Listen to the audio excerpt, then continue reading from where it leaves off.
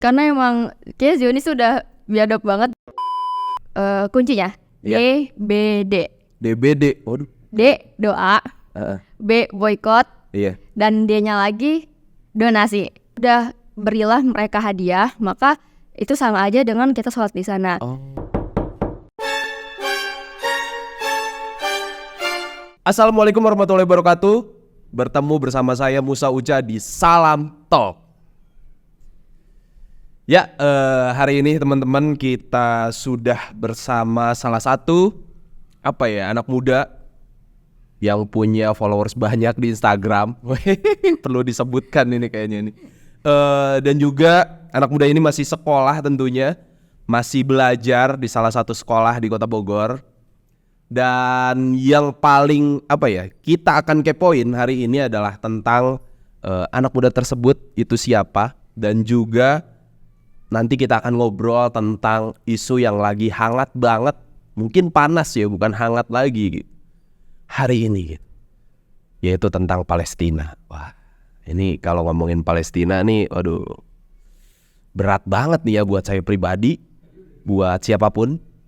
Apalagi mungkin sekarang di media sosial manapun itu tentang Palestina itu, wah, pagi, siang, sore, malam, dini hari sampai dengan pagi lagi itu pasti berseliweran di akun media sosial kita. Nah, langsung aja kita kita persilahkan atau kita kenalkan, ini ada Kayla. Halo semua. Kayla. Gimana kabarnya Kayla? Alhamdulillah luar biasa. Allahu Akbar. Allah. Kayak ini ya, apa namanya? Anak SD. Kan lagi di SD nih. Iya, oh iya, kita lagi di SD ya. Ya, Kayla. Kayla ini siapa sih sebenarnya Kayla? Menurut Kayla siapa Kayla? Aduh. Aku, jadi perkenalan nih Kak. Iya, boleh Kay. Halo semua, nama aku Kayla Nashwa Putri. Aku sekarang masih 17 tahun. 17 tahun. Ya.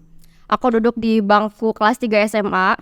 Iya. Di salah satu sekolah di Bogor yang dia berhubungan juga dengan JSAN, yaitu di AB Home. Iya. Nama sekolahnya AB Home. Yes, AB Home. AB Home itu mungkin boleh diceritain sedikit Kay, biar mungkin teman-teman di podcast kita di Salam Talk tahu AB Home itu apa. Terus tadi Kayla sedikit nyebutin JSAN. Nah, JSAN itu apa gitu? Jadi AB Home itu adalah tempat aku sekolah. Itu adalah sekolah non formal yang berbasis project minat dan bakat gitu Kak. Project minat dan bakat. Jadi kita setiap anaknya tuh banyak project-projectnya sesuai minat bakat masing-masing untuk mencari passionnya gitu. Terus kalau JSAN sendiri jaringan sekolah alam Nusantara yang pasti sangat melekat nih dengan Salam Ait ya kayaknya. Waduh, melekat sekali tuh. Wis, ini lihat. Salah. Banyak ada. JSAN dong. Iya. Ya, Kayla tadi kelas 3 SMA. Waduh. Iya. Kayaknya jauh banget ya sama saya. Tua banget. Ya, hari-hari berarti selain sekolah ngapain Kay? Nah, aku punya kesibukan sebagai content creator. Yes, content creator di Instagram, TikTok, ataupun di YouTube Shorts juga. Tapi lebih fokus di Instagram, dan isi konten aku tuh seputar Islamic self-development gitu Kak. Oh, jadi udah spesifik ke Islamic apa tadi? Self-development. Self-development. Yes. Iya. Waduh, kayaknya nanti kita boleh tuh kulik tentang itu apaan sih, saya juga penasaran ya. Berarti secara passion, secara itu namanya ya, penjurusan atau alurnya atau jalurnya itu udah jelas ya, Kayla tuh kecenderungannya kemana? Yes. Minat bakatnya apa? Tadi karena sekolahnya kecenderungannya ke minat bakat. Oke, sekarang cita-citanya apa nih Kay? Cita-cita aku yang belum tercapai atau yang udah tercapai lah. Cita-cita aku pengen bisnis Kak. Jadi makanya aku nanti pengen lanjutin kuliah di program entrepreneur gitu. Dan emang konten menjadi influencer juga itu salah satu cita-cita aku dari kecil kali ya. Jadi kayak sejak di AB Home aku bikin project content creator dan ternyata menghasilkan. Jadi kayak ya udah aku lanjutin aja terus gitu. Berarti sekarang tuh udah menghasilkan. Oh, maksudnya menghasilkan hasil angka di Instagram ya. Kalau misalkan uang udah mulai, cuman karena masih baru belum seberapa sih Kak. Waduh. Kan gak apa-apa ya, usaha sekecil apapun itu kamulah bosnya gitu. Nah, sekarang tadi balik lagi ke prolog kita gitu kayak tentang Palestina, tentang Palestina, tentang tanah suci. Gimana menurut Kayla selaku anak muda, selaku pelajar tentang isu Palestina?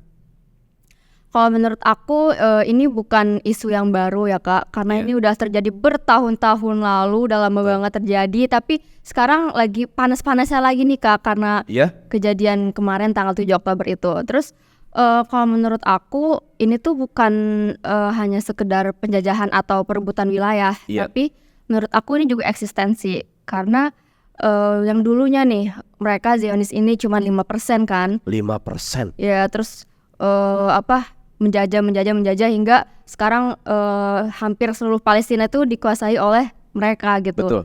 Dan aku pernah dengar pokoknya PM4-nya Israel tuh pernah ditanya sebenarnya tuh batas wilayah Israel tuh sampai mana sih, kenapa melebar-lebar terus gitu. Terus beliau bilang ya sesanggupnya tentara kita untuk menggapainya gitu. Jadi sebenarnya ini bahaya banget sih, karena kalau misalkan Gaza tidak berperang, Gaza tidak bertahan, Gaza tunduk ke mereka, bisa jadi nggak hanya Palestina aja yang dijajah sama Israel, bisa jadi negara-negara Muslim lainnya seperti di sekitar sana ada Mesir dan Jazirah Arab, gitu. Menurut aku sih gitu, bahkan nggak menutup kemungkinan kalau misalkan mereka berpikir seperti itu, nggak menutup kemungkinan untuk mereka ke Indonesia juga sih Kak, kalau menurut aku.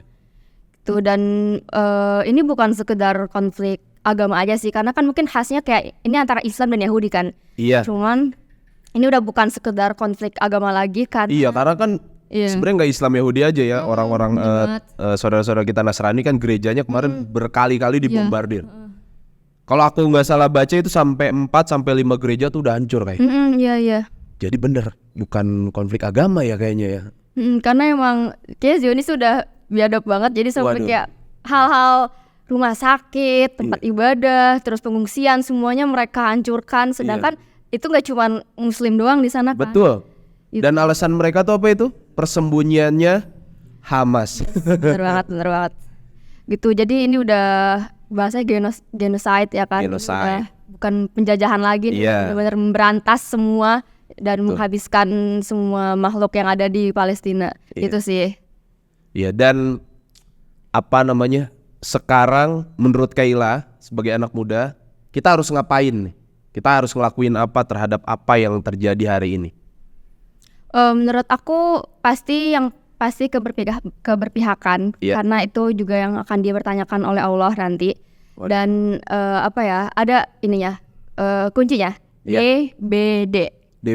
Waduh. D doa, B boykot, dan D-nya lagi donasi gitu. Jadi doa, boykot, donasi. DBD, doa, boykot, dan donasi.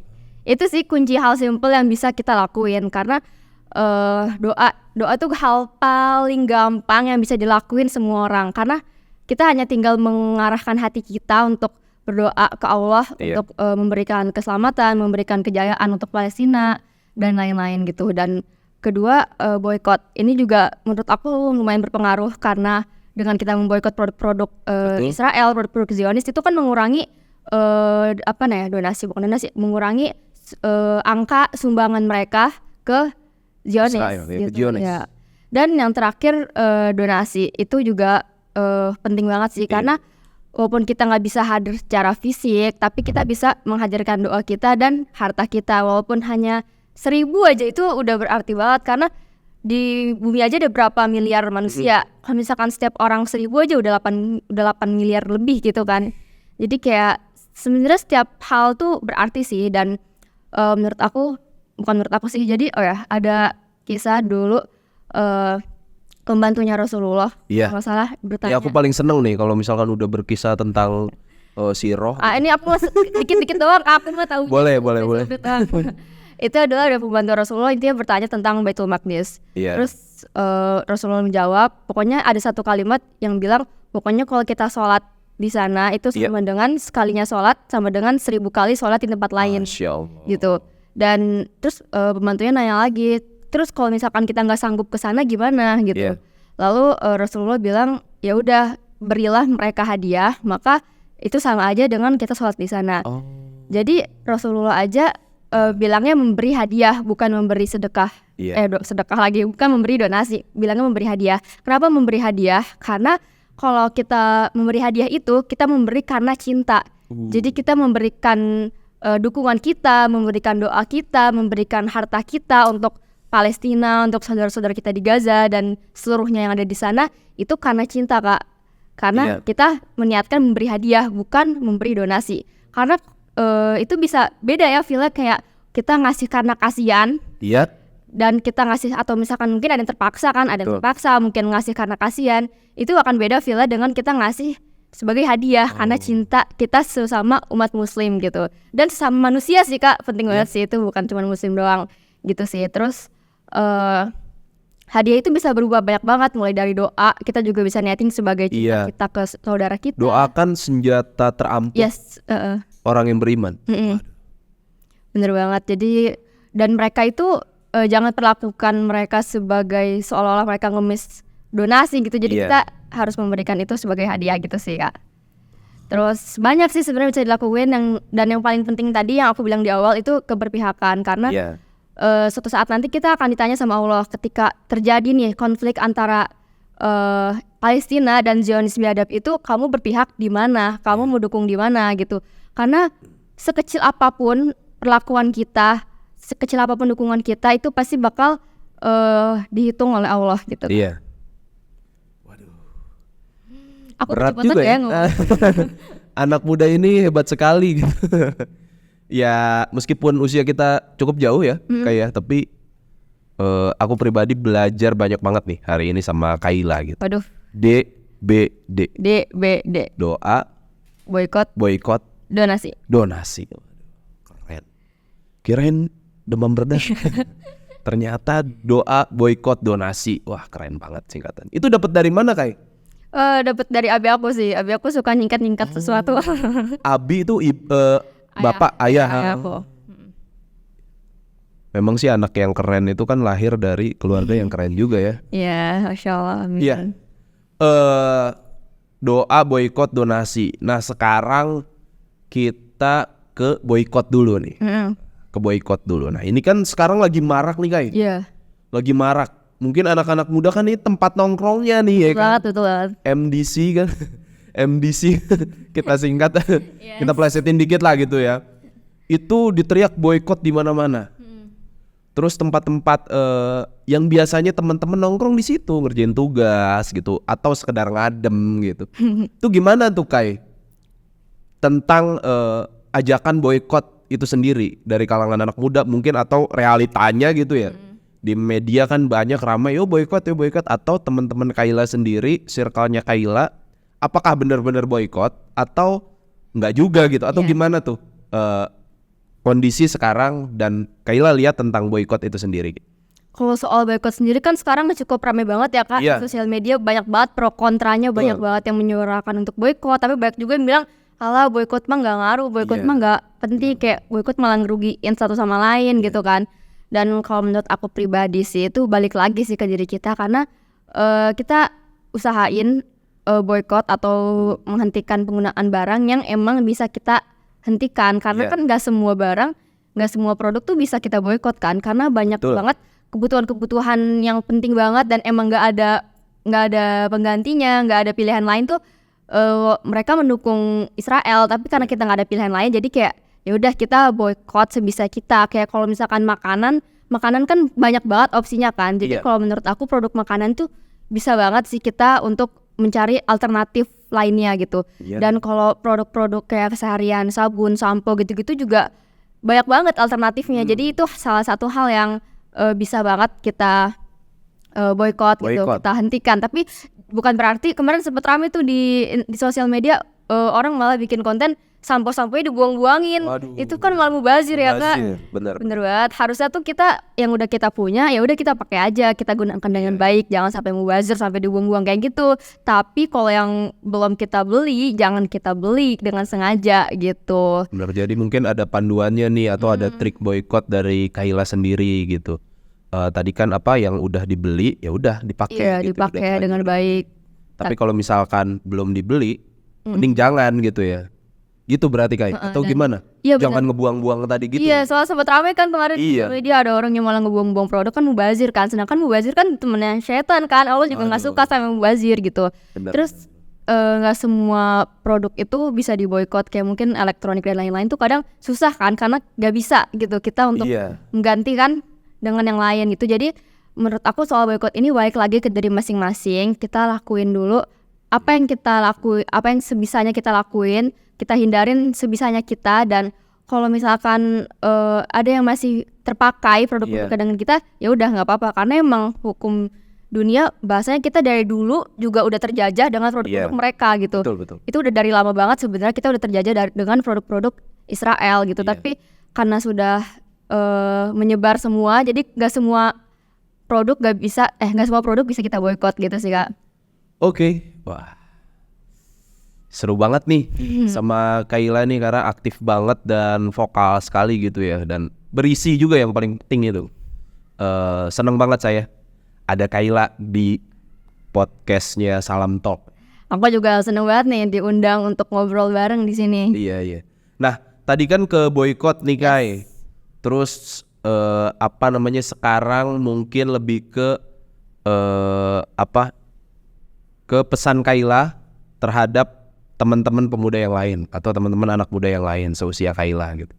Tentang isu Palestina ini harus ngapain dan harus bagaimana gitu. Kalau pesan aku jangan berhenti berpihak. Jadi berpihaklah pada yang benar dan sudah jelas kita harus berpihak kepada Palestina.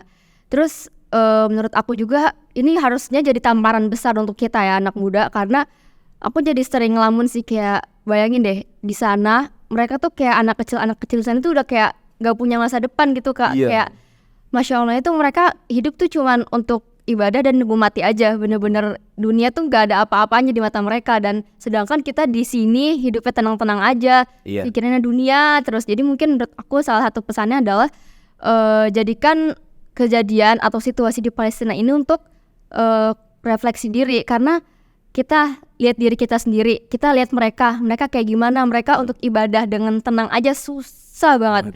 Untuk makan aja susah. Kita yang gampang malah susah ya. Iya. Ibadah. Mereka yang ingin ibadah susah, kita yang gampang susah juga. Iya.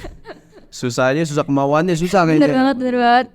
Gitu, terus jadikan refleksi karena coba perbaiki ibadahnya. Lihat teman-teman kita di sana susah loh untuk ibadah, terus kayak untuk minum, untuk makan mereka juga susah. Mereka harus karena dibombardir semua jadi air terputus kan, mereka harus mencari-cari air untuk minum gitu. Jadi kita kembali ke diri kita sih, evaluasi, jadikan diri kita lebih baik lagi dengan melihat kondisi saudara-saudara kita di sana gitu.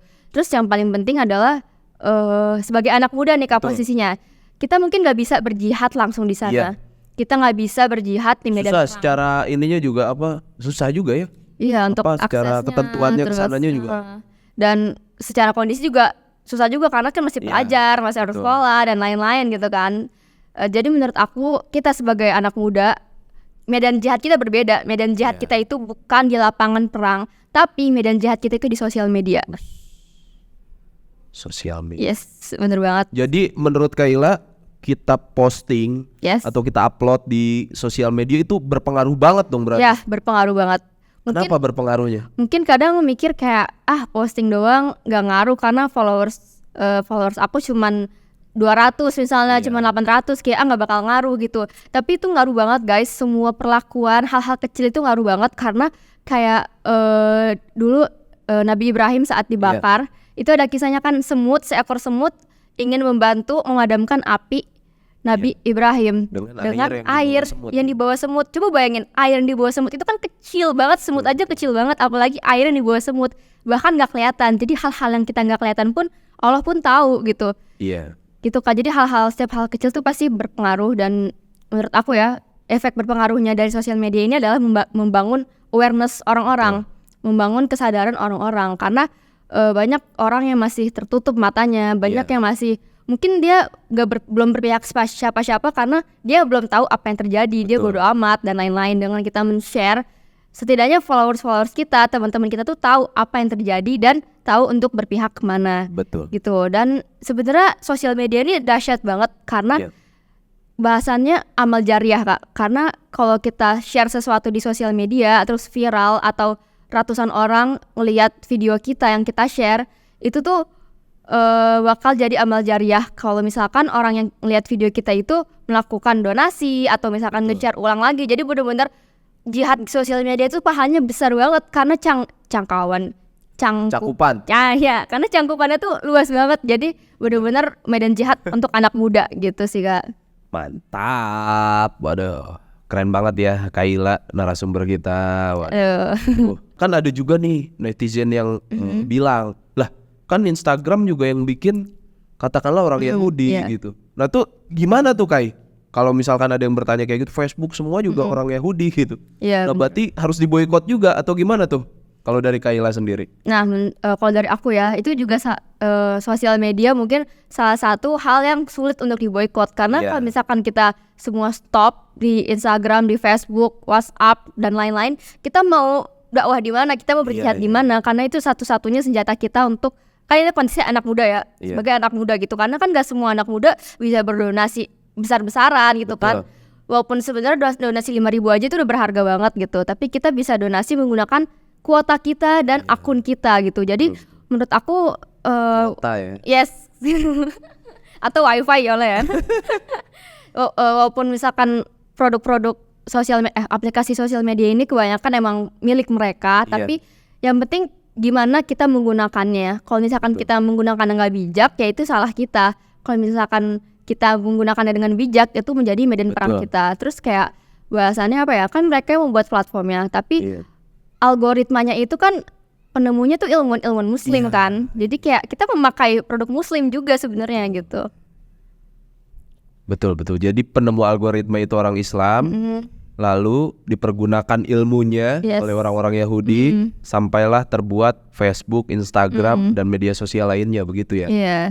Jadi kita boleh gitu ya. Jadi kita nggak harus ngeboikot Instagram gitu. Iya, karena itu medan jihad kita gitu. Jadi kita berjihad, berperang pemikiran di platformnya mereka. Itu kan malah seru kan. Soalnya apalagi soal ini nih, shadow ban itu kan lagi rame.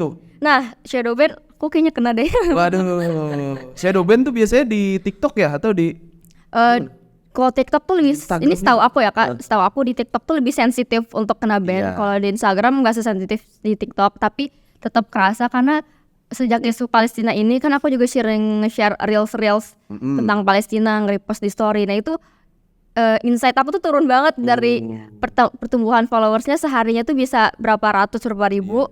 Sekarang malah minus gitu, berkurang gitu. Jadi kayak kenapa sih kita mau berbuat baik malah ditahan-tahan gitu. Cuman karena emang yang punya platformnya mereka juga, jadi kayak ya udahlah ya, kita harus lawan shadow ban ini bareng-bareng dengan saling nge-share konten-konten mereka gitu. Terutama konten-konten keberpihakan tadi terhadap Palestina tentu. Yes, bener banget. Ya mungkin ada kalimat closing dari Kaila untuk podcast hari ini terhadap teman-teman pemirsa atau yang menyaksikan. Mungkin juga untuk Palestina dan mungkin juga untuk semuanya dari Kaila gitu. Mangga Kai. Kalau dari aku closing statement, ini closing statement ya? Iya. Nggak kerasa kita udah ngobrol-ngobrol lama ya. Ini panitianya udah nginfo-nginfo nih. Oke. Kalau dari aku, isu ini bukan sekedar isu antar agama, tapi kita cukup menjadi manusia untuk membela Palestina. Karena ini udah parah banget keadaannya. Dan lakuin keberpihakan kalian apapun itu. Dari sekecil kita sedekah cuman 1.000, dari mulai kita cuman nge-share postingan orang, kan gak harus kita yang posting kan. Kadang kan mungkin ada akun-akun yang emang gak suka posting foto atau video. Kita bisa nge-share reels orang lain gitu ke story kita, ke grup WhatsApp dan lain-lain. Pokoknya lakuin aja apapun hal yang bisa kalian lakuin. Dan tadi rumusnya kan ada 3, D, B, D, doa itu udah pasti banget. B, boykot, putuskan produk-produk yang menurut kalian itu bisa ada alternatifnya. Dan carilah produk-produk yang tidak mensupport Zionis biadab itu. Dan terakhir DBD, donasi. Yes, seberapapun angkanya itu akan berharga banget buat mereka. Dan aku juga ada campaign bareng Salam Eid nih. Anak muda untuk Palestina. Jadi kalian bisa banget langsung berdonasi di di link kitabisa.com anak muda untuk Palestina itu kita gotong royong bantu Palestina bareng aku. Berapapun angkanya itu berarti banget tuh sih Kak. Bisa 5.000, Yes. bisa 15.000 ya kelipatannya kalau nggak salah ya 10.000, 20.000 gitu. Oke, terima kasih untuk Kayla yang udah semangat menggebu sekali membela Palestina. Selalu. Ya, dan memberikan wawasan yang dalam, yang seru, yang bergairah kepada teman-teman pemuda lainnya, kepada pemirsa di Salam Talk. Terima kasih banget Kai udah datang ke studio kita. Mudah-mudahan Kayla selalu sehat. Amin. Allah selalu berikan keberkahan dan Amin. kelancaran akan aktivitas dan kegiatan Kayla. Itu mungkin untuk podcast Salam Talk hari ini. Kita ketemu lagi di pertemuan selanjutnya. Oh iya, untuk teman-teman yang mau berdonasi untuk Palestina bisa banget melalui Salam Aid ke nomor rekening yang tertera, nanti ada mungkin di sini atau di bawah gitu. Nanti kita siapkan oleh tim desainnya. Semoga tadi menurut Kayla sedekah yang kita berikan barang sekecil apapun kita bisa beraksi nyata, keberpihakan kita pasti untuk Palestina dan mudah-mudahan kita bisa membantu Palestina secara nyata. Terima kasih teman-teman Salam Talk. Kita ketemu lagi di podcast selanjutnya. Wassalamualaikum warahmatullahi wabarakatuh. Waalaikumsalam.